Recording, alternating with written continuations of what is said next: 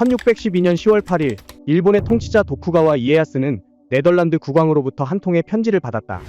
가톨릭 신부들은 일본인을 가톨릭으로 끌어들인 후 종교를 빌미로 큰 전쟁을 일으킬 것입니다. 전쟁이 일어나면 가톨릭의 생각대로 되는 것입니다. 당시 네덜란드는 일본과 무역 거래를 하며 가까워지고 있었다. 대표적인 신교 국가인 네덜란드는 가톨릭 국가인 스페인과 80년 전쟁을 치른 것을 비롯해 가톨릭 광신분자들이 일으키는 테러와 학살을 직간접적으로 겪었고 가톨릭이 전쟁을 부추길 것이라고 일본에게 경고한 것이었다. 그때 가톨릭은 일본에서 번영을 구가했다. 이전 통치자인 오다 노부나가와 도요토미 히데요시가 가톨릭 보호 정책을 펼쳐 선교사를 후대했기 때문에 가톨릭 신도는 나날이 증가해 60만 명을 헤아리고 있었다. 그즈음 일본 인구는 약 2,500만 명으로 인구의 2.4%가 가톨릭 신도였다. 2017년 기준 일본의 가톨릭 신도가 인구의 0.3%에 그치는 것을 보면 당시는 일본의 가톨릭 전성시대라 할 수 있었다. 일본의 통치자 자리에 오른 도쿠가와 이에야스는 가톨릭 국가들이 다른 나라를 침략할 때 선봉으로 가톨릭 선교사를 보내 전쟁을 부추긴다는 사실을 이전부터 알고 속으로 우려했으나 신중하게 인내하며 의도를 드러내지 않았다. 마침 그때 가톨릭의 위험성을 경고한 네덜란드 국왕의 편지는 도쿠가와 이에야스가 가톨릭 금지 정책을 실행할 수 있는 결정적인 계기가 되었다. 편지를 받은 지 2달 후 1612년 12월 22일 도쿠가와 이에야스는 전격적으로 가톨릭 선교사 추방문을 발표하고 선교사들을 추방하기 시작했다. 당시 일본은 기리시탄 다이묘라 불리던 가톨릭 영주들이 선교사를 비롯해 가톨릭 세력을 비호하고 있었다. 도쿠가와 이에야스는 이러한 가톨릭 유력자 148명까지 필리핀 마닐라로 추방해버렸다. 이후 일본은 250년간 가톨릭 금지 정책을 펼쳤고 이를 통해 가톨릭은 사회에 해악을 끼치는 종교라는 사실이 일본인의 의식에 뿌리 깊이 박히게 되었다. 가톨릭 금지 정책을 시행한 도쿠가와 이에야스는 가톨릭의 어떤 면을 가장 우려했을까? 그의 명령으로 반포된 가톨릭 선교사 추방문 내용 중에 가톨릭의 핵심을 찌른 문장이 있다.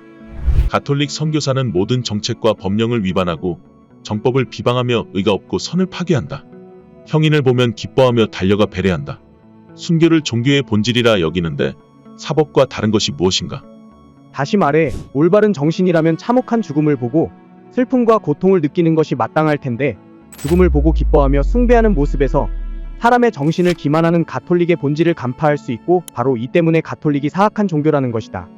이 같은 도쿠가와 시대의 정책은 하데우스라는 책에서 많은 영향을 받았는데 이 책의 저자인 후칸사이 하비아는 가톨릭과 순교에 대한 날카로운 통찰을 보여준다.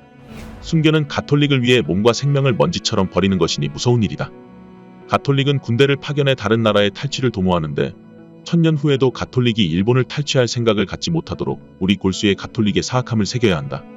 통치자 입장에서 가톨릭이 군대를 앞세워 일본을 탈취하는 것도 두려운 일이지만 그보다 더 무서운 것은 일본인이 가톨릭에 세뇌되어 영혼을 기만당하고 생명을 먼지처럼 버리는 것이었다.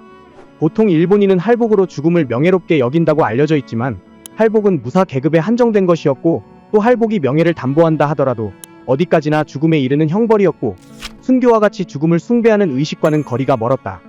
순교의 실체를 꿰뚫어본 하비아는 가톨릭의 사악함을 골수에 새겨야 한다고 목소리를 높였지만 우려했던 상황은 현실이 되었다. 1637년 시마바라라고 하는 작은 도시에서 가톨릭 신도들이 반란을 일으켰을 때 이를 진압하기 위해 그들이 결집한 성으로 들어간 정부군은 충격에 휩싸였다. 정부군이 들이닥치자 가톨릭 신도들은 기쁨이 넘쳐 흐르는 얼굴로 죽음의 순간, 즉 순교라는 영광스러운 순간을 기대하고 있었기 때문이다. 그들의 순교는 집단 자살과 다르지 않았고 다만 스스로 목숨을 끊지 않고 타인이 끊게 만든다는 것이 다를 뿐이었다. 죽음을 찬미하고 집단 자살을 선택하는 모습에서 충격을 받은 일본 정부는 이후 숨어있는 가톨릭 신도들을 색출하며 더욱 철저하게 가톨릭을 금지했다. 순교의 사전적 의미는 자기가 믿는 신앙을 지키기 위해 목숨을 바치는 일이다. 따라서 보통 사람들은 순교라고 하면 죽음까지 불사하며 신앙을 지키는 것이라 생각하지만 이와 달리 가톨릭에서는 죽음 그 자체를 신앙이라 여기며 숭배한다. 순교의 한자를 보면 따라 죽는 것을 가르친다는 뜻으로 가톨릭의 본질을 나타내는데 가톨릭에서 말하는 순교란 예수를 따라 죽는 것이며 죽음을 강제하는 사고방식이다. 순교를 의미하는 라틴어 마르티리움은 증거라는 뜻을 지닌 그리스어 마르티리온에서 왔다. 이에 의하면 순교는 그 자체로 증거가 된다는 뜻이다. 예수를 따라 죽는 것이 예수를 믿는다는 고결한 증거가 되며 바로 이 때문에 가톨릭은 끊임없이 순교자를 성인으로 기념하고 추앙하고 있다. 이처럼 죽음을 신앙의 증거로 숭배하고 찬미하는 사고방식은 어디서 왔을까? 그것은 예수의 십자가 처형대로 거슬러 올라간다. 2편에서 계속됩니다.